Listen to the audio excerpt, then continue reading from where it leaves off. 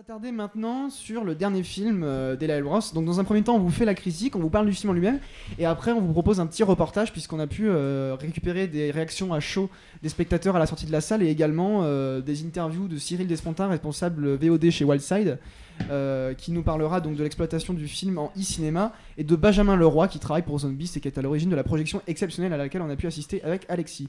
Donc ça sera vers 11h30. Ce sera vers 11h30, tout à fait. Donc, The Green Inferno, film directement sorti en vidéo en France d'Eli Roth, qui raconte l'histoire d'un groupe d'étudiants activistes de New York qui se rend en Amazonie pour protéger une tribu en extinction, mais l'avion s'écrase dans la jungle.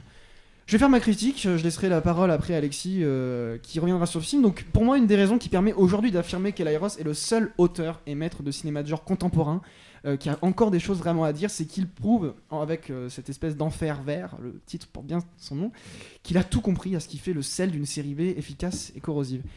Donc Eli Roth a compris que le seul rire qui hante aujourd'hui les projections de films d'horreur, c'est celui de la cynique prise de distance rassurante. Du coup, il évacue toute ambiguïté en jouant frontalement sur un double tableau. D'un côté, celui du gore cru, jamais complaisant, très réaliste, voire même naturaliste. Je m'étais même permis de comparer Eli Roth à un espèce d'Émile Zola du gore. Choquant et révulsant comme le film se doit d'être. Et de l'autre, il a joué sur la franche comédie horrifique, décalée, très efficace, jamais placée au hasard dans le seul but de dédramatiser l'horreur viscérale, mais seulement pour évacuer le rire malveillant. On ne rit jamais du film, mais toujours avec lui. Et Roth anticipe la réaction du spectateur qu'il ne connaît que trop bien pour mieux le prendre dans la toile de son jeu de massacre jouissif et délicieusement répugnant. Outre l'hommage réussi, car visant l'essence et non la surface, à tout ce pan du cinéma italien bis des années 70 friand d'anthropophagie, je suis très fier d'avoir réussi à dire ce mot du premier coup, Roth préserve son franc-parler cinématographique, son côté incisif et fauteur de troubles. Derrière le gore se glisse sans se cacher un discours assez pertinent sur le relativisme culturel, le regard anthropologique biaisé et le persistant messianisme américain. Tout comme les odieux personnages qui peuplent son film, Roth cherche à filmer là où ça fait mal, et il pique le nerf à vif. Et c'est intéressant de constater ça dans le cinéma de genre aujourd'hui. C'est gore, c'est violent, c'est fun et surtout c'est divertissant, mais c'est aussi percutant, il faut l'avouer, sans se porter en moralisateur.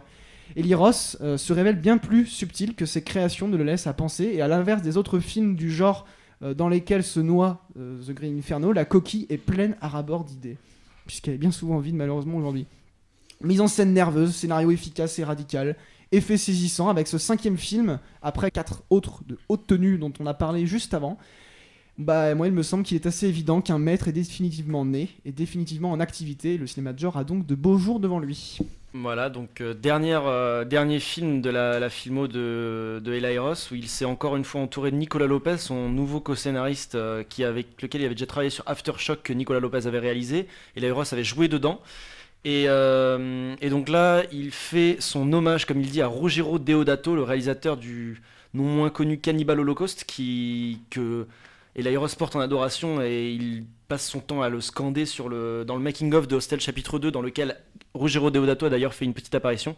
Donc comme le dit Louis, c'est fun, c'est ultra drôle. Alors moi j'ai été très surpris à être choqué par la première mise à mort du protagoniste qui est tué dans le film, qui est incroyablement réaliste et vraiment très très très très très gore. Je pense que c'est vraiment de loin son film le plus gore, et que ça m'étonne pas qu'il ait eu autant de mal à trouver de distributeurs, vu que d'ailleurs on voit qu'il a beaucoup de mal à trouver son public. Donc je suis très content d'avoir pu le voir au cinéma, parce que j'aurais été très déçu de devoir le découvrir en VOD comme un clodo chez moi. En tout cas, voilà, c'est un film que je conseille vraiment. Alors pas à tout le monde forcément, il mérite bien son interdit moins de 16 ans. Mais très très content d'avoir pu le voir au cinéma, et aussi très très content de savoir que Wildside le sort en DVD, car je peux affirmer d'ailleurs qu'on aura à mon avis une super belle copie avec de très beaux entretiens. Et d'ailleurs j'ai filmé un petit message qui a été envoyé à Lyon. Au Comédia. Voilà, au Comédia, par Eli Roth, qui a été filmé, donc que j'ai filmé et que je transmettrai à Guillaume et Louis pour qu'ils le mettent sur la page et qu'ils vous le montrent. Donc très gentil de la part d'Eli Roth d'avoir pensé à Lyon. Voilà. De toute façon, on vous fait écouter. Est-ce qu'on a le temps là pour faire écouter les réactions des spectateurs à la sortie de la salle? On a 5 minutes. Et ben écoutons tout de suite. Donc après on vous fera écouter 2 interviews, mais en attendant on va écouter les réactions des gens à la sortie de la salle, et vous allez voir que c'est plutôt mitigé. Alors moi je me suis bien marré, j'attendais rien du film et j'ai vite compris que ça allait être un gros délire, pas bien intelligent mais que voilà, on allait rigoler un peu. Et du coup j'assume. Vous connaissiez un peu Eli Roth ou Cannibal Holocaust, les références Bah, j'avais vu Cannibal Holocaust, j'avais vu d'autres films d'Eli Roth. Je m'attendais pas à un film à la Cannibal Holocaust, je m'attendais à quelque chose de beaucoup plus fun et beaucoup plus gore, enfin plus gore non mais plus détaché on va dire. Et du coup non, j'ai passé un bon moment, c'est pas un grand film mais je me suis quand même bien marré. Moi je n'aime pas du tout ce genre de film, donc je suis venue en sachant que j'allais pas du tout aimer. Aucune expérience dans ce domaine-là, j'y connais rien, j'ai pas vu tous les films d'avant, j'ai trouvé ça relativement inutile. Si ce n'est de dire que définitivement la coupe de Mireille Mathieu, même sur des petits bonhommes rouges, ça ne passe pas.